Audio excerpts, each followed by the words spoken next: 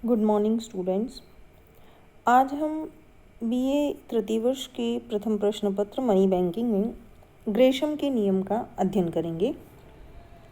इस नियम का प्रतिपादन महारानी एलिजाबेथ के प्रथम आर्थिक सलाहकार सर थॉमस ग्रेशम ने किया था। तब से ही अर्थशास्त्र में खराब सिक्कों में अच्छे सिक्कों को चलन से बाहर निकाल देने की जो प्रवृत्ति है वो ग्रेशम के नियम से प्रसिद्ध हो गई।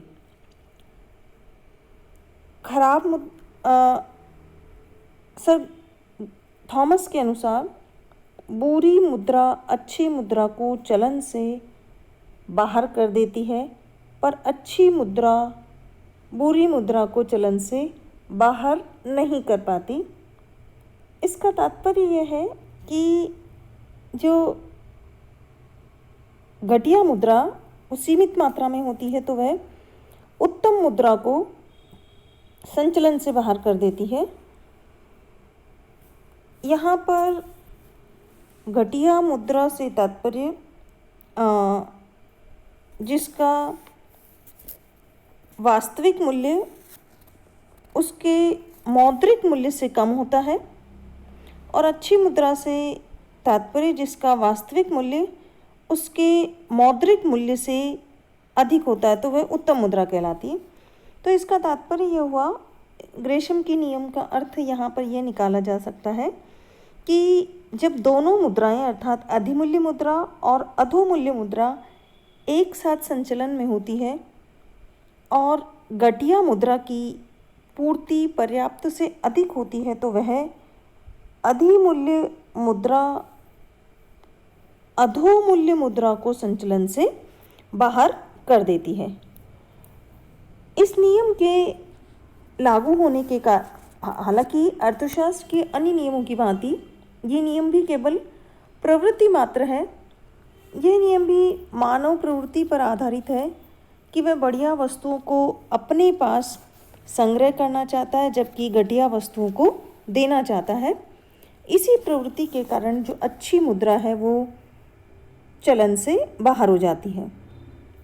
जब अच्छी मुद्रा एवं घटिया मुद्रा एक साथ चलती है एवं कानूनी दृष्टि से वैध मानी जाती है तो अच्छी मुद्रा किन कारणों से चलन से गायब हो जाती है, अर्थात ये जो ग्रेशम का नियम है वो क्यों लागू होता है, इसके पीछे कुछ कारण है। उसमें सबसे पहला है अच्छी मुद्रा का संग्रह। लोग प्राय संचित करने में नए पूर्णकाय और अच्छे सिक्कों का ही संग्रह करते हैं।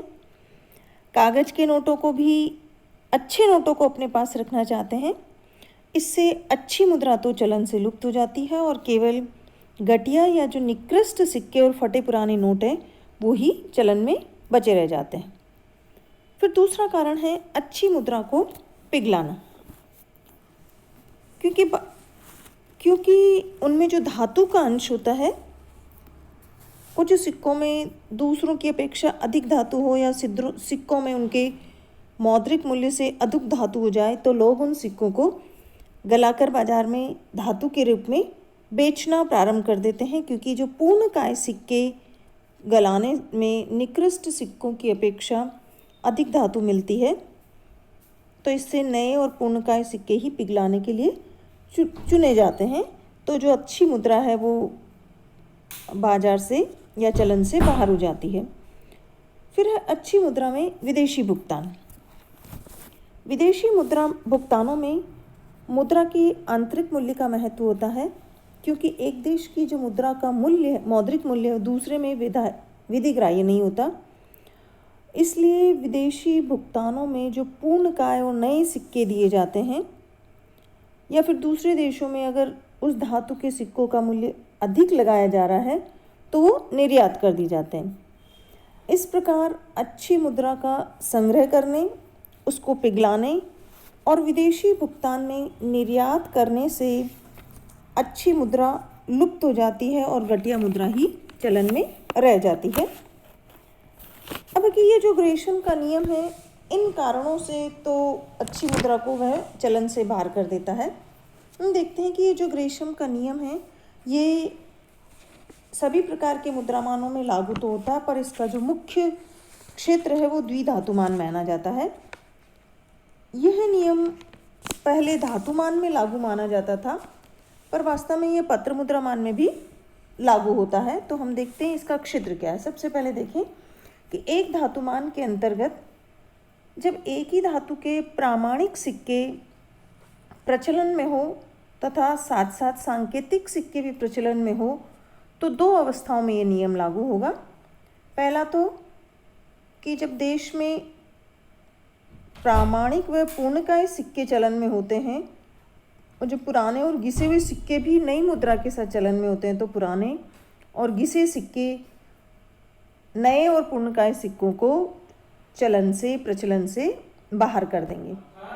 दूसरी स्थिति है कि जब प्रामाणिक और सांकेतिक मुद्रा का साथ साथ में चलन हो तो सांकेतिक मुद्रा के बाह्य मौद्रिक मूल्य में उसके आंतरिक मूल्य की अपेक्षा अधिकता होने के कारण सांकेतिक मुद्रा जो बुरी मुद्रा है और जो अच्छी मुद्रा पूर्णकाय प्रामाणिक सिक्के हैं उनको बाहर निकालने की प्रवृत्ति रखेंगे।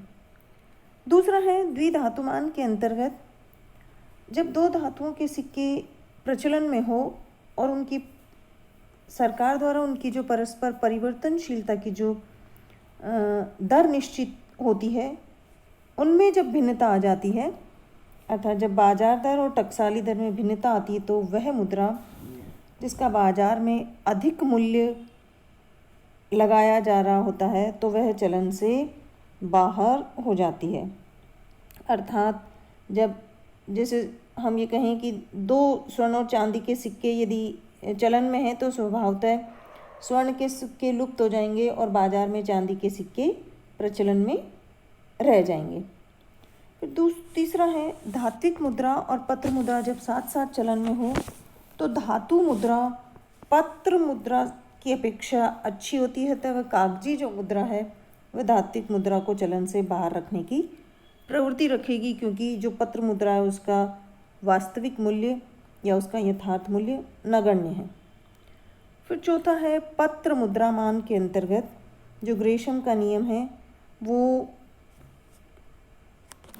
निम्न अवस्थाओं में क्रियाशील होता है कि प्रतिनिधि एवं विनिमय पत्र मुद्रा जब साथ साथ चलन में हो तो प्रतिनिधि पत्र मुद्रा विनिमय पत्र मुद्रा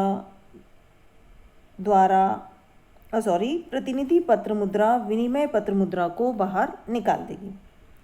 फिर परिवर्तनशील और अपरिवर्तनशील पत्र मुद्रा जब साथ साथ चलन में हो तो अपरिवर्तनशील पत्र मुद्रा परिवर्तनशील पत्र मुद्रा को बाहर कर देगी।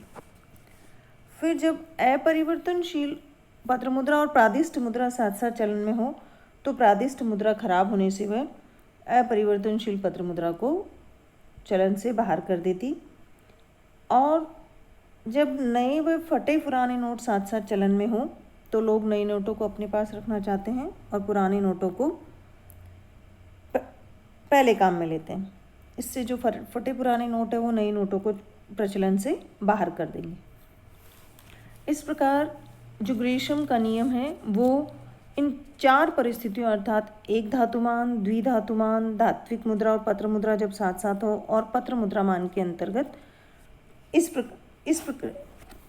इस प्रकार अपना कार्य करता है।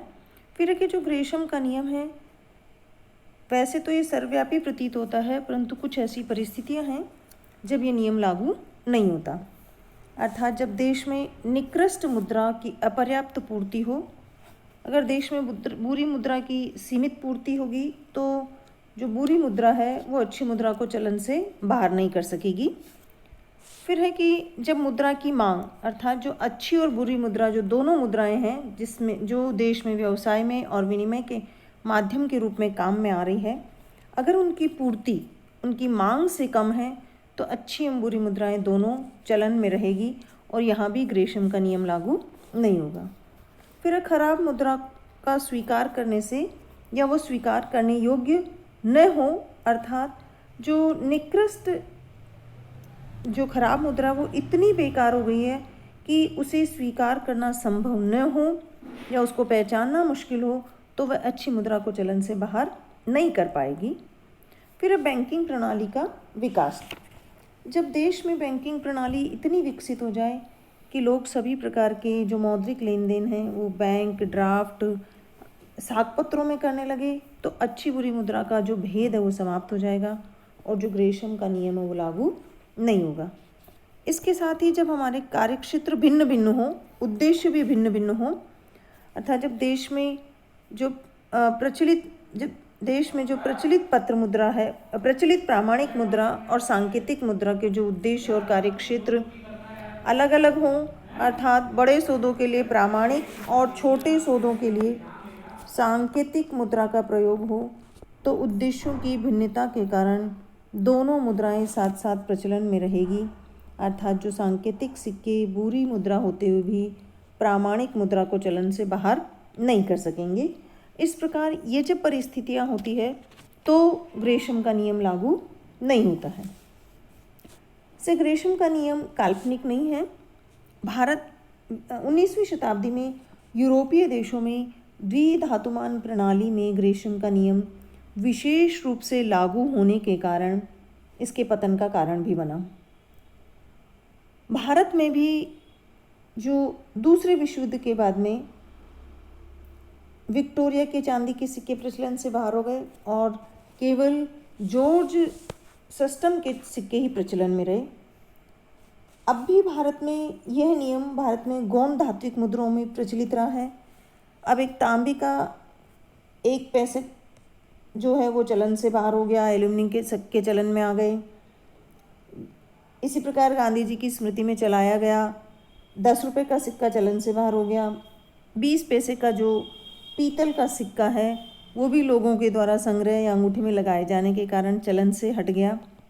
लेकिन आजकल व्यवहार में कागजी मुद्रा एवं सिक्के चलन में पाए जाते हैं क्योंकि वे लोगों की मुद्रा की आवश्यकताओं की पूर्ति करते हैं। इसलिए ग्रेशम के नियम का जो क्षेत्र है वो सीमित हो गया।